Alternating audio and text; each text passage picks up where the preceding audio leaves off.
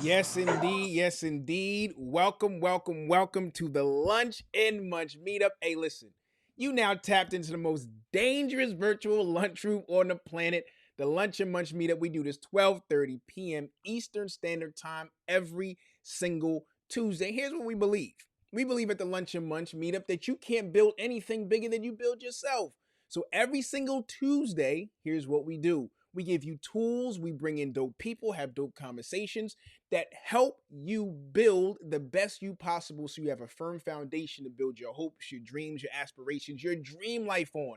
And we taking away any excuse that you have to not do that, right? So you can't tap into the lunch and munch if you ain't trying to change, you ain't trying to be challenged, you ain't trying to transform.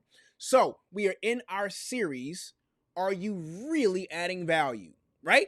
And we have been connected with some dope people so far. We last week we had our brother D1 Gibson. He came in and he talked about how to overcome imposter syndrome. He talked about in order for us to be able to add value, we first have to value ourselves and what we bring to the table. And he also talked about how we have to get out of our own way in order for us to be able to achieve what it is that we dream of achieving. So, today, Wayne, bruh, tell the people what we got for them today. Guys, today we're going to tap into how to add value as fathers to daughters. Mm-hmm. Fathers to daughters. We talked about community, how to add value to your community, but today we're going to talk to people about how to add value to your daughters. And I got my guy, man. Let's go. I found this brother on social media. Um, and he was supporting me, man. He was rocking with the 1 p.m. movement. Yeah. And so I started tapping into what he was doing, man, when it comes to the fatherhood.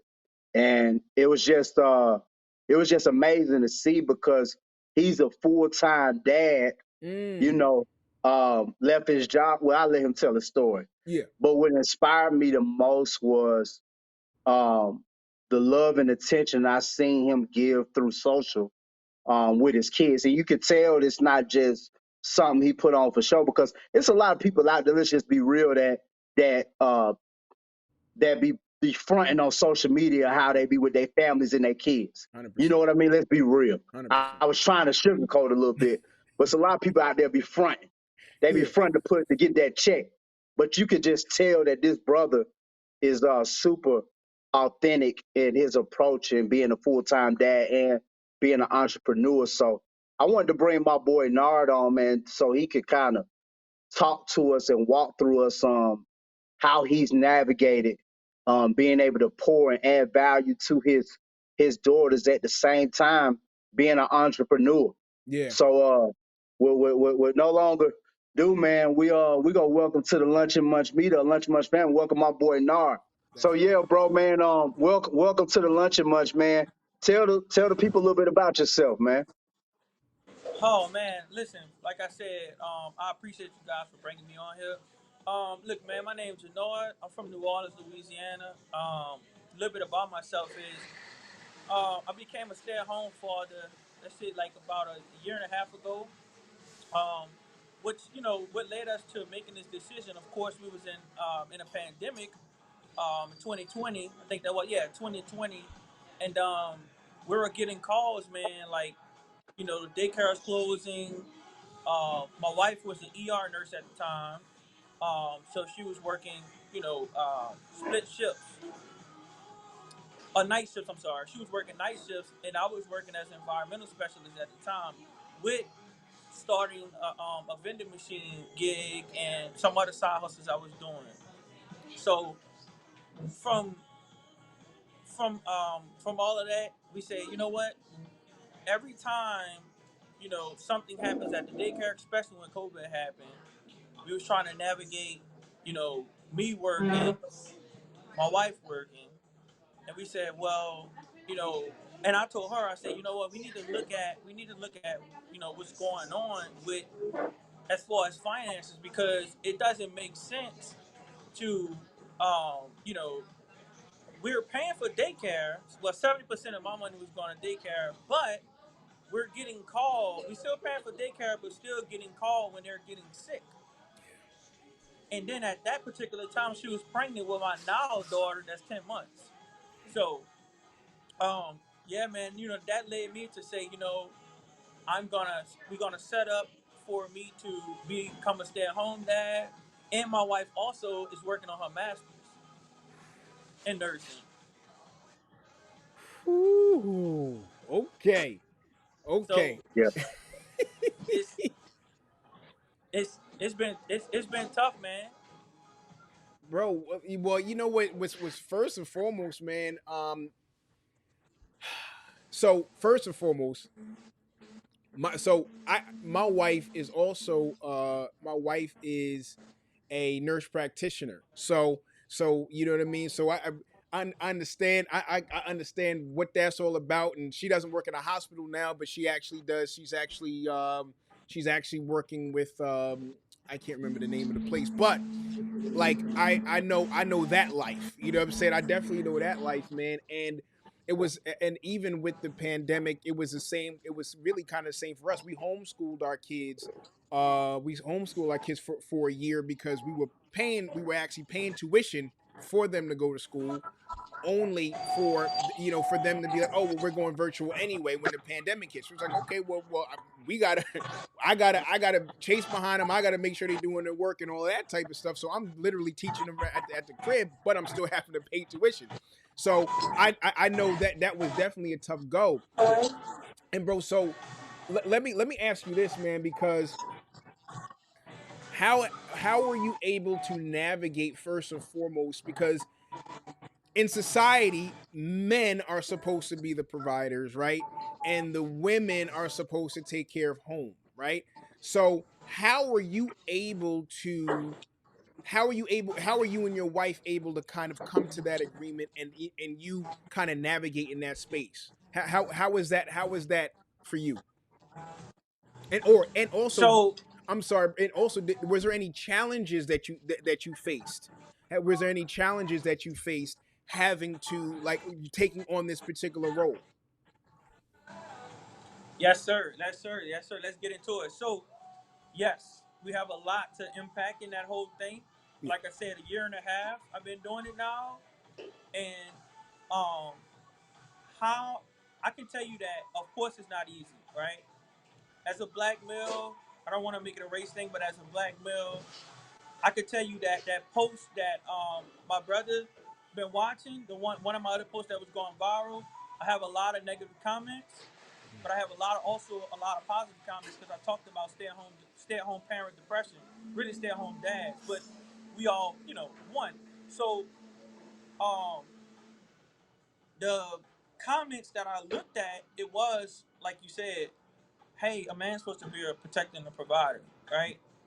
And I get that, but then I also led with, okay, am I not protecting and providing for my kids, my young daughters that I have right now? Because I'm protecting them at home and I am providing them with proper love and attention, right? Mm, That girls need. A mm, 10-month-old and a 3-year old at this moment, she's 3 now. So, you know, yes, I'm not going to even lie to you guys and say, hey, it was just that easy. Because I had to seek out a therapist 6 months ago. I've been going through therapy 6 months. All right. Throughout this whole process, I didn't know that, I was feeling um depressed, or like I didn't even know what that was, because growing up in our community, just growing up, actually I shared that with my mom, and my mom apologized to me and say, I didn't, I'm sorry that I didn't give you the proper love, and I'm sorry that I ignored you when you said that you felt a certain way, because growing up without a father and growing up with an absent stepdad that's yeah. not present. He was there, but he wasn't present, right? So going through therapy, it actually been teaching me now, like, oh wow, you did have some sort of depression, because when I started this, I had everything lined up, bro. I had a paper. I was like, hey man, I'm gonna be able to finish my license for to be a I can't even think about it, but my license to be a agent. I'm sorry, to be a real Mhm. estate agent. I had so many things planned out, and when I tell you, I didn't get through any of that Mm. because I was looking at it like, oh my God, I'm thinking that this about to be easy. I had everything set up because I was jogging at first. I'm like, oh, I'm gonna be able to run. I'm gonna be able to do all these different things. I gained weight in the process, right? Yeah. And I'm like, I'm gonna be able to do all of these things. But then I noticed, I'm like, bro, what did I get myself into? My now 10-month-old, she was 6 months, but she was in 6 months. And when I tell you, she was crying. My 3-year-old now was crying because she made 3 in August. My 3-year-old was crying. When I tell you, bro, I literally went in the bathroom and I started crying, Wow. right? Right. Because I'm like, this stuff is not easy. And once again, when you say, how do I navigate it? I'm like, I guess, us as men, I don't know if it's scientifically proven or something like that, that we are not nurturers by heart, maybe. But I noticed that we can be taught. And in the process, I started seeking out books. I started reading more books. I started getting back into my motivational speeches that I stopped doing at one point, because I was stressed out and depressed and all these different things. And then with depression, me being a stay-at-home father, that did lead to some sort of depression, which started isolation Mm. for me, Mm. right? Yeah. Because I was talking to, like, I tell people now, when people want to come at me and say stay-at-home dad's lazy, I let them know that you have over 20 million stay-at-home dads in America. And a percent of that is a black. It's only a small percent, not even a percent, a half a percent is black. Mm. Because when you talk to certain MDs, my wife working in medical, you can ask your wife. They got a lot of different races that dads stay at home so they could finish school or they could work while they got little kids. You see what I'm saying? Yeah. Because it's not, where I stay at in the state, it's not mandatory for a kid to go to school until they're in kindergarten. So you Mm. have to keep that burden all, I ain't gonna say burden, but you have to deal with, right, a baby that's very needy. Babies they need attention. Yeah. And in the process of all of that, I started losing a sense of myself. Wow. So through, like you said, so through navigation, bro, therapy one, and then I started, you know, I had to go to God. I had to go back. I said, listen, because I don't know if I had a strong relationship because I kind of fell back, and you know, now I say, you know what, God, what do you want me to do? Like, because my therapist, like, listen, I only can help you get to a higher, to a point, but you have to have something higher than me. Mm. Yeah. Like you have to tap into something that's into the spiritual realm. Like you have to tap into someone because I only can help you to a certain point. Yeah. Yeah. Ooh. Man, So, hey man, n- y'all can stop me at any time, bro. I can nah, go on, but nah, No, I'm you gonna make man, good. sure I'm answering y'all questions. you, you really talking heavy, bro. Like this is really a deep conversation that I don't think we realize that how much of an impact. Bro, I wanna ask you, man. You mentioned you went through a state of depression. You sought out a therapist because it's a new experience for you.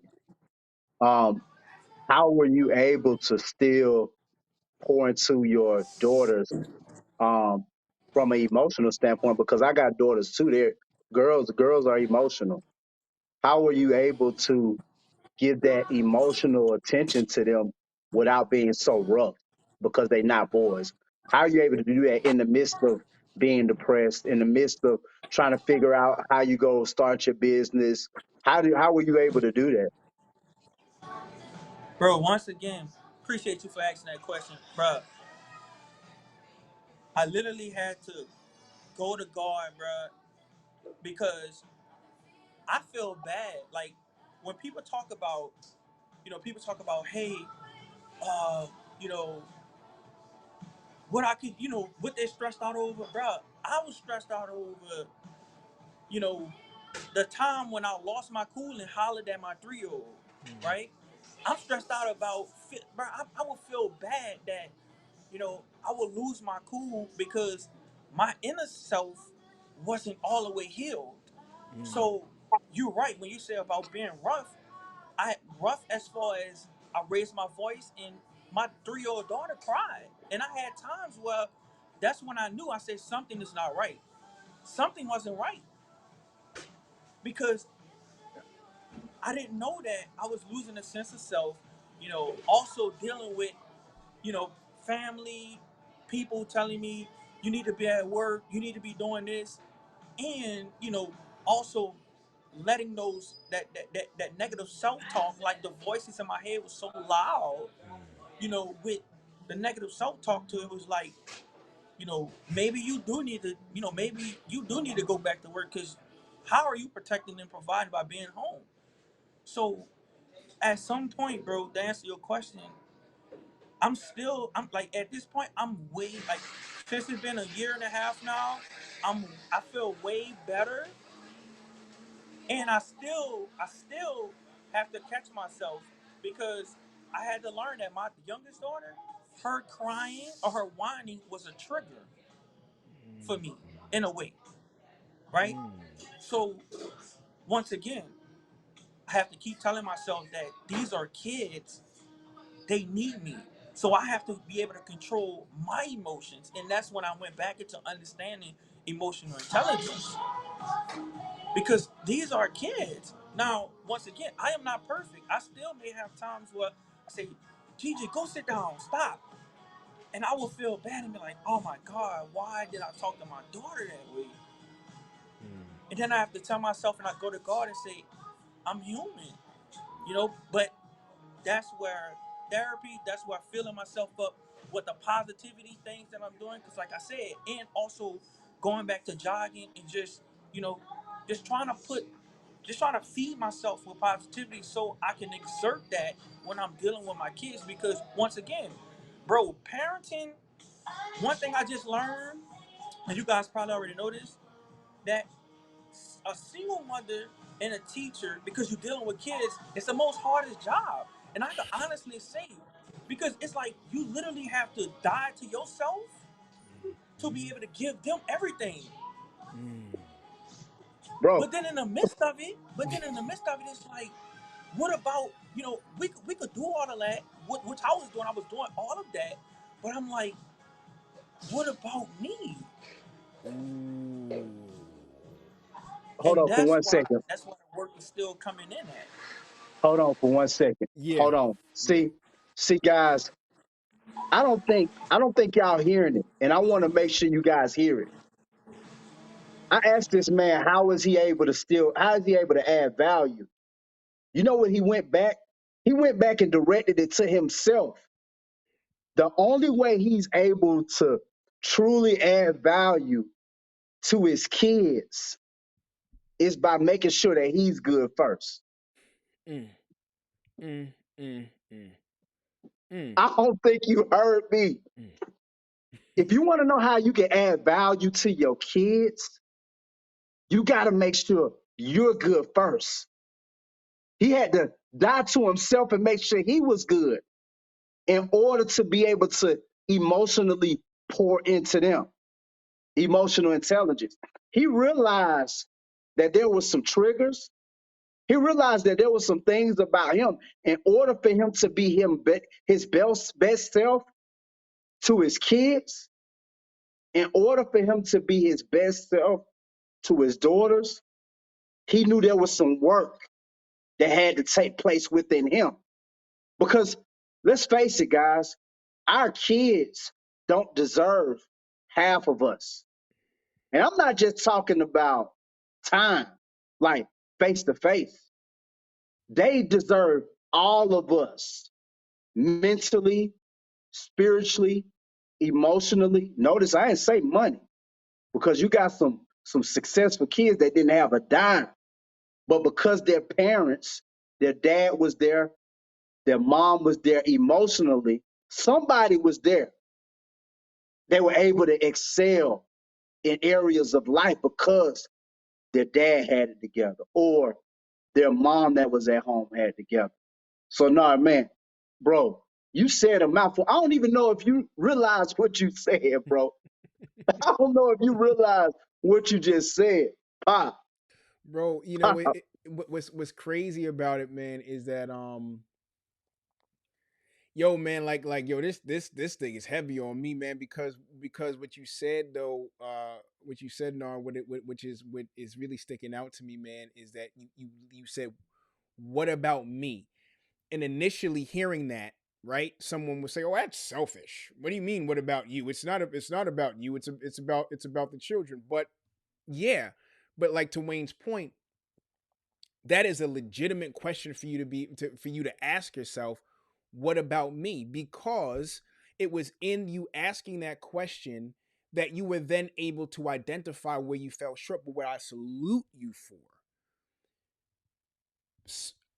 someone who is much weaker, who may have all the money in the world and might be supporting financially, where someone might be weak, more will be weaker mentally. You said, instead of you throwing up your hands and you saying you and not, and let me just take a step back. You said my pops wasn't there, and I had a step pops that was present, that was there, but he wasn't present.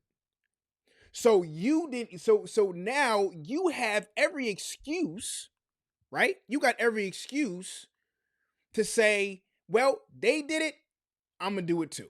You know what I'm saying? Like, they wasn't present, I don't need to be present either. Like, I understand why they weren't present. This is a big deal. Like, I came out all right and they wasn't present, so my kids will probably be cool. But instead of that, bro, you you said you went to God and you began to actively pursue a solution, bro, and healing from what had been. You made a decision that you were going to go after, pursue what you didn't have, and you wanted to make sure that your daughters had what you never had, while you were trying to figure out the things that you never had. So this right here, ladies and gentlemen, lunchers, listen to me. When we talk about no excuses, this brother is the epitome of no excuses. He has every reason to just give up and just call it what it is, call a spade, and say, "Yo, I'm just not cracked up for this," and figure out another way that might have been self-seeking but left his family in a leash. But this brother said, "No, I have to figure this thing out," and he actively pursued solutions to where he was ailing. I want us to not miss that. You don't have the excuse to not show up and add value. You do not. I do not. I don't care how we feel about it. There is someone that is depending on us.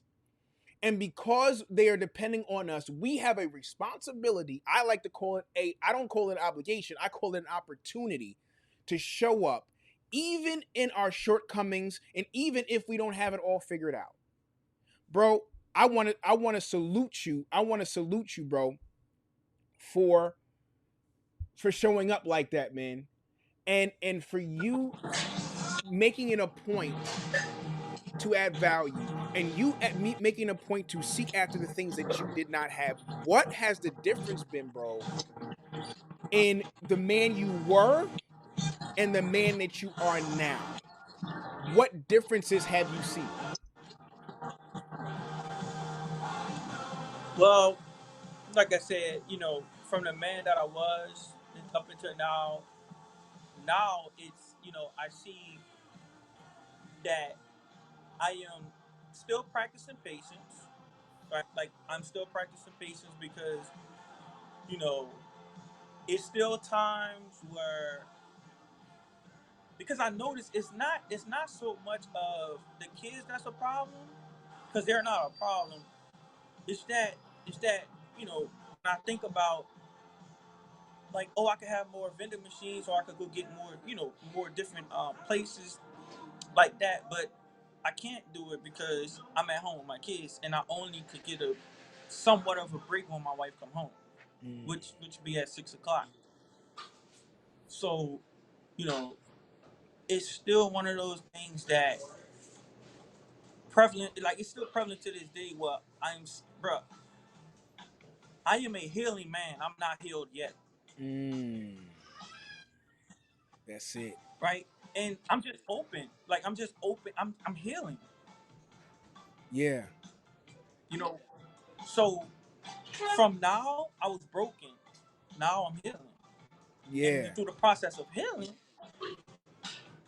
I'm trying to get every tool with you guys helping me. This therapy right now for me just talking and relearning everything that I'm even saying, and also to embrace the small wins because it's a Mm. win for me. Like it's a win to be able to say, "Hey, you were on the ropes and you felt like you wanted to give up." Not so much on life because I felt like that too, right? And I mean that's another thing. You know, a lot of people like y'all say me, want to point the finger and tell different people. Like I got a lot of people on my Instagram. They say, "Oh man, stay-at-home dads are lazy." What, bro? How can a stay-at-home dad be lazy when I have to cook, I have to clean, I have to be a counselor, a therapist, a human play gym? Bro, I can't even think about everything that I do right now. Like if you add all that up, that's a salary. 100%. So bro. So hopefully I'm answering your question. But what I was back then, like I said, what I was back then was broken from unresolved childhood trauma. Now I'm learning to just impact that. And also a plot twist to this is I married my wife when my son was 2. Like Mm. I married a single mom. She had a 2-year-old son. I've been married for 8 years. He's my son. He's 11 years old now, right?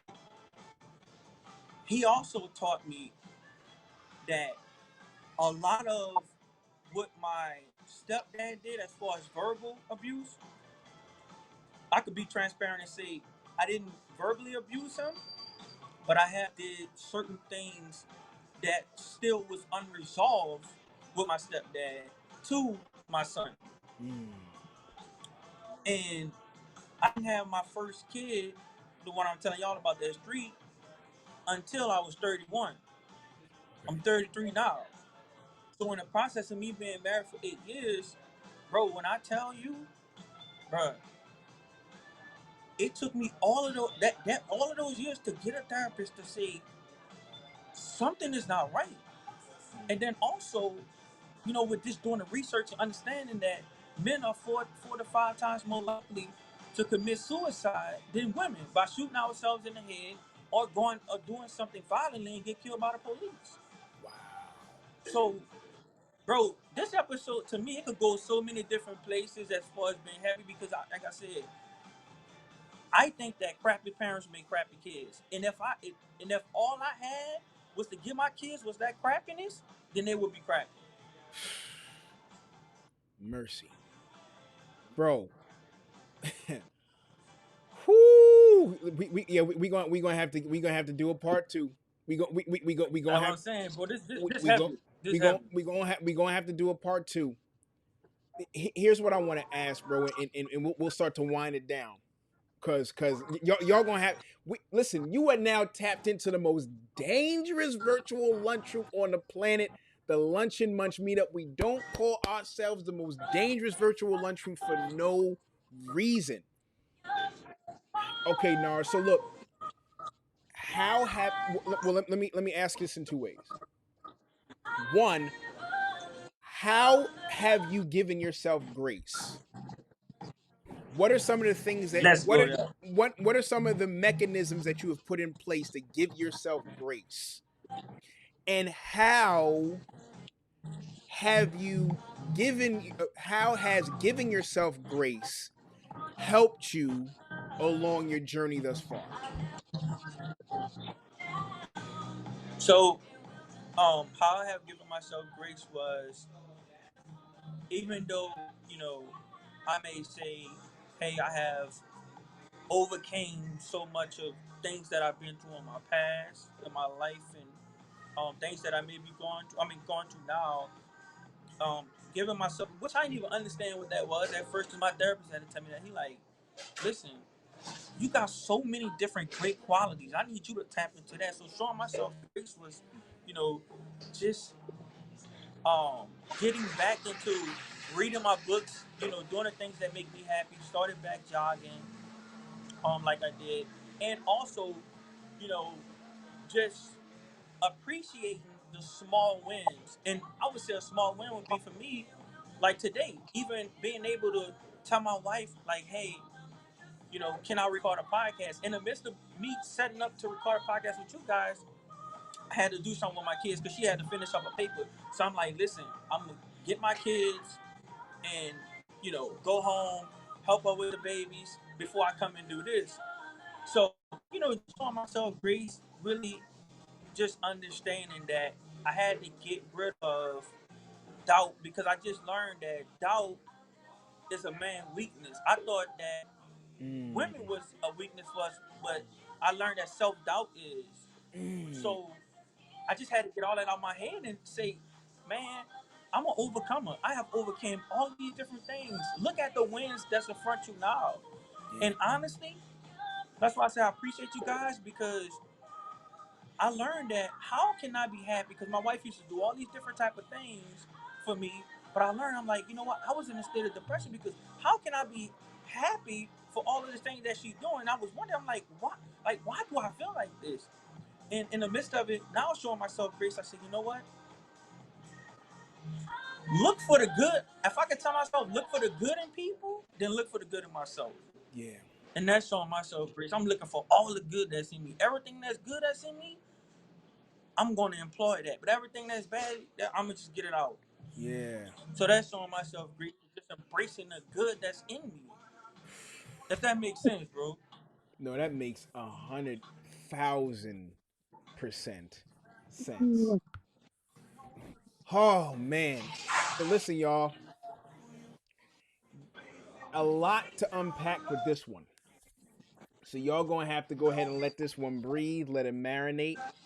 We gonna have Gennard come back, and we're going to step in a little bit deeper. We're gonna go a little bit deeper as far as how, as men, we can add value to ourselves, so that this way we're able to increasingly add value to those who are dependent on us, particularly our daughters, because we do hear about the significance of males in raising men, but I don't often hear enough talk about how raising us, being the best versions of us, that fighting to become the best versions of us.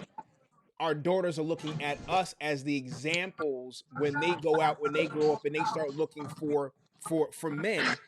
We're the examples that they're going to be carrying.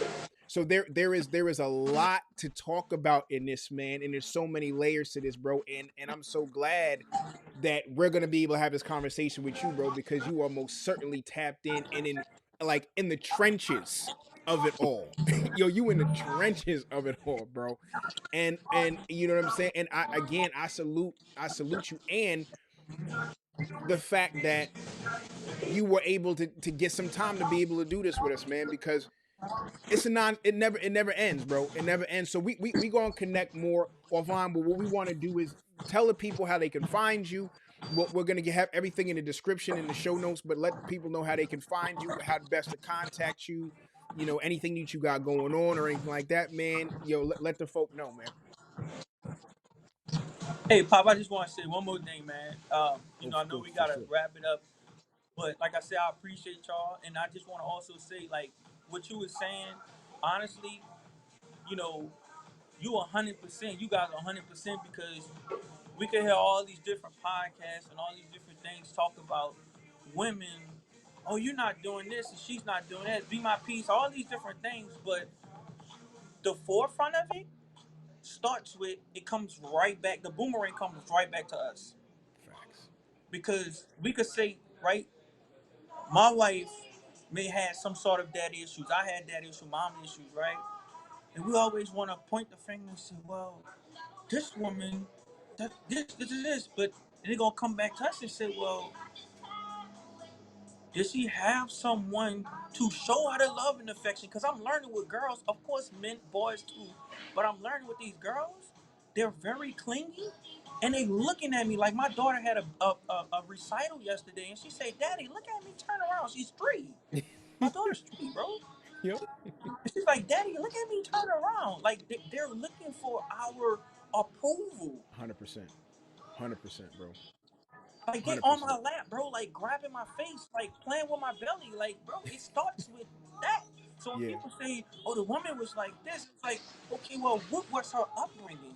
And if it was bad, like typically it is, because some of us not stepping up, like you know, we are doing it. Yeah. And I get it, everybody, the other rate take be child support and all that. We can get into that, but the thing is, now is I had a choice to not do what I'm doing. I had a choice to just want to give it away, give up, and do all this type of stuff and be like, man, I'm tired of this, man.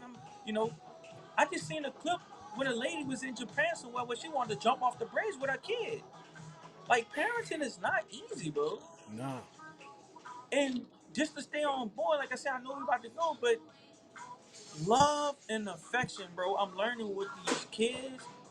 They need it. They need it because if they don't get it, they're gonna grow up seeking every man or woman or whatever to go out there to get something that they never got at home. 100%, bro. Like myself. So Whew. how people can find me, man? I'm on Instagram, GD Nardi. Um, I don't know if y'all can see my shirt, but I'm gonna give both of y'all. I have a hoodie on that say, um, "Great habits influence everything." Is by my Mm. Good versus Great shirts that I started. I started Grit Dad, Grind, Resilient, Inspirational, Tenacious Dads. I I'm gonna send love it. y'all that too. Um, they can follow me at GD Nardi, man. Let's go, Man, man. bro, I want to tell And my you, man, podcast is bro, Grit Dads. Say again? My podcast I just started only got 2 episodes because I was procrastinating and I gotta find the time to do it. It's, Yeah. it's called Grit Dads. Grit Dads. I It's on love Apple it. Podcasts. Yeah, Grit Dads. Go ahead, man, Dwayne. bro, I want to tell you, man, And bro, it's just me just talking on there right now, bro. Just man, like unpacking a lot of things that I went through, bro. That's good. I'm just being very transparent. That's awesome, brother. you know, bro, man, I don't think you realize where life about to take you, bro. Like, I don't think you realize it, man, and that's fine. But bro, on the outside looking in, bro, don't do nothing else. Stay right where you at, bro. Stay in this lane right where you at. Man, it's some doors that's about to open for you, bro. That's gonna change the trajectory of your life. 100%. I see it. I see it, bro. Stay right where you at, bro. I, Mhm. bro, I promise you, bro. Bro, it ain't a lot of people I know getting it out the mud like you doing, bro. You really getting it out the mud, like, and it's different. I mean, and we can touch on another show, but man, I just want to tell you, bro, the space you in right now. I'm glad we connected to you. I'm Mhm. glad we connected. Um, but yeah, man, stay the course, man. Thanks for coming on the show, bro. Yeah, we truly appreciate you, Man, I bro. appreciate y'all, bro. This one was deep, bro. We probably could talk for hours, dog, because it's serious, bro. Like it's you know I'm tired of playing games. Like I'm just people, everybody with these different podcasts. It's like, hey, kudos to you, but I'm in the process of healing men. Heal people, heal people. Yeah, hurt people, but healing men, Yeah. heal men. Let's go, man. Like let's go. That's Like heavy. That's heavy. Hey, man, bro, look. for real, bro. This a fact. It's that time, man, and we right there with you, and we gonna connect offline because we gonna build something out, brother. We it's it I mean we gonna build something out, bro. We gonna build something out. Yes, We sir, gonna we man. gonna build I'm something here, out bro. for sure. But listen. Lunch and munches. We want to say thank you all so very much. This has been another episode of the most dangerous dangerous virtual lunchroom on the planet, the Lunch and Munch Meetup. We do this 12:30 p.m. Eastern Standard Time every single Tuesday. If you're new to the channel, we salute you. We say thank you for tapping in. If this adds some value to you, do us a huge favor. Hit that or smash that subscribe button, hit that like button, leave us a comment, let us know how you felt about the show. And you could also connect with us on Instagram as well. Bruh. Man, oh man, bro. Pop, pop, pop. Yeah. We got to talk offline. Yeah. We Yeah. got It's to yeah. talk after this. 100%, bro. The this thing shifted, bro. Yeah. Yeah. it most certainly has. It most certainly has. So y'all stay tuned. Y'all stay tuned. We want to thank Gennard again for unearthing something that is that we're going to delve much deeper into. And so if you know a father, if you are becoming a father, if you had father issues, right? If you're raising daughters, do me a huge favor. Tell a friend to pull up to the meetup, because you do not want to miss what's going to be unpacked and unfolded here. So, with that being said, we not going to belabor you no longer. We going to let you go. Enjoy the rest of your lunch break. We thank you for tapping into the lunchroom. We going to see y'all next week. We love y'all to life, and there's nothing y'all can do about it. Peace.